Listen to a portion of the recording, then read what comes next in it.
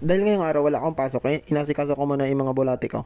Ito yung area ng bulate ko, kung makikita nyo, yan yung area niya.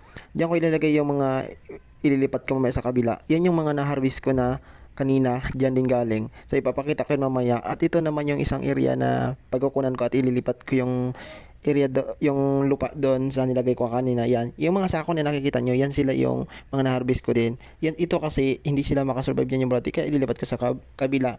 Yan lang din lahat, tingnan nyo. Pag ginalaw ko yan, nandyan yung mga bulate. Ginagamitan ko nga pala ng rek para mas maganda at hindi mahirap kamayin. Kasi pagkakamayin kasi medyo mahirap, kaya kailangan ni Eric. So, ipapakita ko ngayon sa inyo yung mga bulate. Tayo, oh, yan yung bulate. Yung sa iba, marami pa rin bulate dyan sa unahan. So, ito, ginrik ko nga. Kung makikita nyo, yan yung mga bulate. Ilapit-lapit ko lang yung camera para mas makikita ninyo. Yan yung mga bulate.